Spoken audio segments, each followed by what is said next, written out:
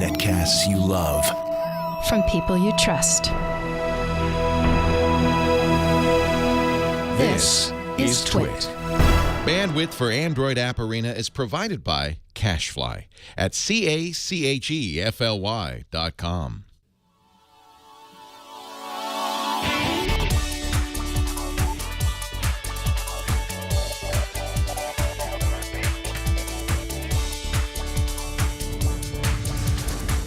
This is Android App Arena, episode 19 for Friday, October 31st, 2014. Spooky games. Welcome to another episode of Android App Arena. I'm your host, Jason Howell, and wow. Okay, so I didn't bring a costume to work. I just didn't have enough time this morning. All I could find is this Android eye patch, and I have to say, it actually hurts me to wear it. Too many memories. If you have no idea, earlier in the year, I hurt my eye, and I actually had to wear an eye patch for that amount of time. So it went from novelty to like anchor that I never want to wear around my head again. So I'm gonna go ahead and take it off for now. It just kind of gives me the heebie-jeebies. So today is Halloween, and it's timed with my monthly games episode. So I thought I'd go digging and see what kind of spooky games I could find in the Play Store. I had one in mind. And then the others came from you guys, so thank you. I put posts on Google Plus and also at the subreddit, androidapparena.reddit.com. Thank you so much for pitching in. It really helped me to discover a few gems, and I hope you'll agree. So prepare yourself for some spooktastic fun on this week's Game On. First up, a game with a simple premise, and honestly, there isn't a whole lot of action, but that's kind of why it's going to scare you. It's called Five Nights at Freddy's, and in the game, you are hired to oversee a pizza parlor during the wee hours of the morning. Think of yourself as the security guy, making sure that nothing in the place is amiss after the families go home and the lights are turned off. From your office, you have a panel of security cameras that cover many of the corners and rooms that make up the entire building. This is one of those pizza places with animatronic robots that perform for the kiddies during business hours, but after dark, well, let's just say those creepy-looking animal robots have a hard time staying put. You monitor the scene from the comfort of your chair, making sure that everything looks and sounds normal throughout the building. But inevitably, you'll hear a noise that might make you think somebody is in the building with you, and that's when the security cameras come in. Track the cameras to make sure everything is okay, and sure enough, the noise will get closer and closer. It's up to you to protect yourself by making sure the proper doors are closed at the right time so the intruder doesn't get to you. Because of budget cuts, there's a limited amount of energy you are afforded for things like the powered doors and the lights that help you to see the space around you, so use it sparingly. You work for the week, each time from midnight to 6 a.m. That is, if you make it. And you do your job the wrong way, well, one of those creatures might jump out of nowhere and scare the living daylights out of you in the process. This game revels in the jump scare. So if you're squeamish at heart, then maybe you want to take a look elsewhere. It's kind of like a haunted house that you know somewhere there's going to be that guy that jumps out and makes you scream. You just don't know when. So if you enjoy torturing yourself like that, you'll probably get a kick out of Five Nights at Freddy's. Spooky music, scary sounds, and flickering lights, coupled with the use of fuzzy black and white security camera footage, all together set a nice tone. And I highly recommend playing this game while wearing headphones and turning the lights off in the room for the full effect. Five Nights at Freddy's is $2.99 in the Play Store. Now, I've been spending a good amount of my free time the past few weeks getting all caught up on the Walking Dead series on TV, and it's got me all in the mood for zombie stuff. So I went searching for a zombie game that's a bit different from the rest of the pack. I came up with a top-down shooter called Zombie Gunship, and the thing I really like most about it is the game's absolute lack of music. I don't know, I'm not one to get more spooked when there's spooky music. I appreciate the sounds of the environment when I'm running away from brain-munching bad guys.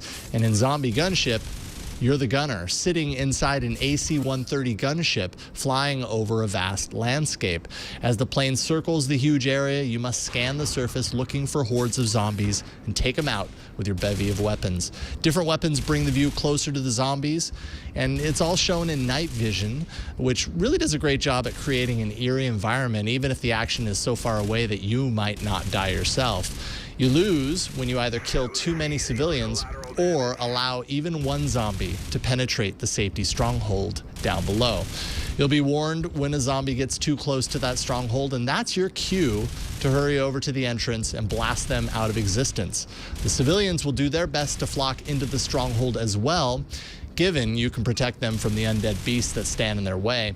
Along the way, you'll have the chance to complete objectives in exchange for coins that can be used to upgrade your weaponry to improve the spread of your ammo, the speed of cooling for the guns, and more. Of course, you can always pay for coins if you're impatient via in-app purchases. There's game controller support built in, which is a nice bonus, and cloud save actually means you can port your progress from one device to the next without missing a beat. If you think you're ready to destroy hundreds of meat bags from the safety of your gunship, then Zombie Gunship is just the game you need in your life. Only 99 cents in the Play Store. Now, finally, how about a game that takes you out of that vulnerable position of being the hunted and turns you into the hunter? In the Spookening, your character meets a fateful doom at the beginning of every stage, but being the resourceful ghost that you are in the afterlife, you spend all of the wee hours scaring as many townsfolk as you can in creative ways. The goal is to scare the daylights out of enough people that your ghost is resurrected. The beauty of the game is the enjoyment that you get by sending the villagers running. There are ways to gather groups of people into the same place so you can rack up scares of the entire group at once versus hitting people up individually with your ghostly tactics. And as these people scream, they release solar power. That's spelled like soul. Get it? And that solar power brings you closer to your resurrection goal. You must beat the clock, and if you do so, you move on to the next level. There are a number of creative ways that you can eke out even more screams from the villagers, and that's why this game is so dang fun. You can use some of your collected solar power to move objects and frighten people more. As a result, you can also collect and use power-ups to increase the scare factor. But scaring them too much can lead to death. And that in turn leads to, well, more ghosts that can steal all that power that you've already collected. The Spookening has a top-down view of the action, and gameplay is smooth and addictive. It actually reminds me a lot of playing Gauntlet in the arcade as a kid, which is a good thing in my opinion. It's easy to pick up and play casually, and the light sense of humor is a nice change of pace in the case of this week's roundup of games. So, you can find the Spookening in the Play Store right now for $2.96. So a little tip if you're catching this episode before next Wednesday, that's November 5th, head on over to humblebundle.com/mobile. If you've never heard of Humble Bundle, it's a way to pay what you want for a group of offered apps or games and have a chunk of what you pay go to charity, specifically in this case, the American Red Cross and the Electronic Frontier Foundation. You can pay whatever you like for the minimum list of games, which right now include Rebuild, Obscura, and Containment, all games that I considered for this episode. If you want to choose, anyways, to pay more than the average, which at this moment sits, just over $3, you end up getting additional games, this time including Dead Effect, The Walking Dead Assault, and Five Nights at Freddy's, which I featured in this episode. You also get the Spookening, as well if you choose to pay in. So that's 2 out of the 3 games from this episode that you can pay what you want for and still get a ton more spooky games in the process. And it feels good to be giving something to charity as well.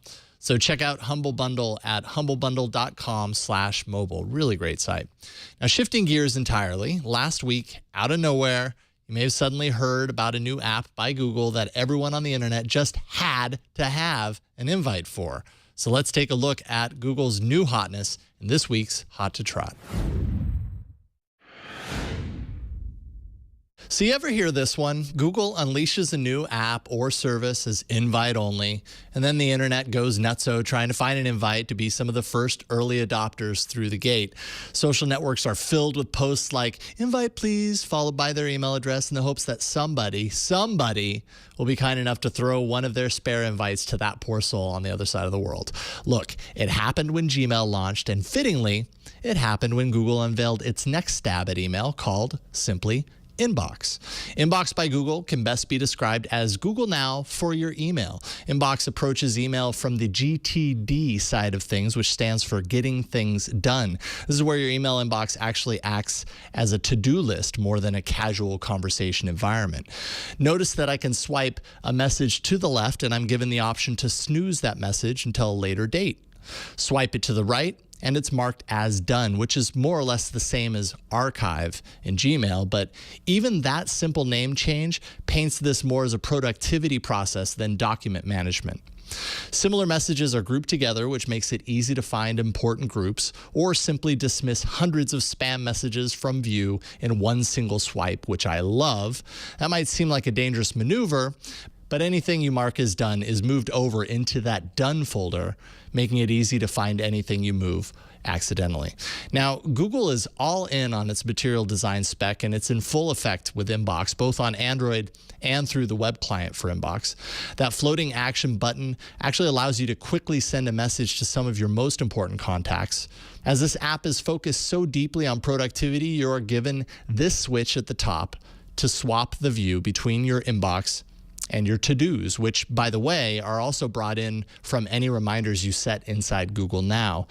Inbox aims to make you more productive instead of overwhelming you by your email. And for me, the jury's still out. It doesn't work with Google Apps accounts yet. And honestly, my Twit email needs this system more than my personal email, but hopefully that support will roll out soon because I'm really enjoying this fresh look at email. Inbox is invite only at the moment, so getting in might take some time and effort, but I think you'll be happy if you do. Search for Inbox in the Play Store for free.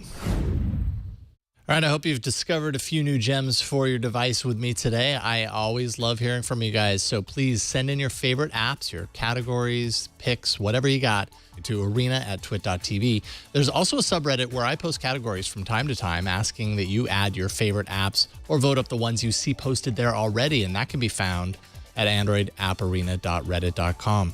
You can also follow me on Google+. I frequently put out a call for great apps in particular categories there as well, kind of in a more informal way. I host a live viewing party of each week's episode, and starting next week, that day and time is changing. So future live recordings of Android App Arena will take place on Wednesdays at 4:30 p.m.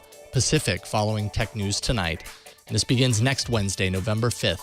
You can find it at live.twit.tv. I'll be on set to answer any questions you might have about Android apps or the platform in general. And of course, if you missed the live taping, each week's episode will always appear later that evening on the site and in the feeds. You can find all of that information by visiting twit.tv/arena. All right, that's it, folks. Thank you so much for joining me once again today. My name is Jason Howell. I'll see you next week in the arena.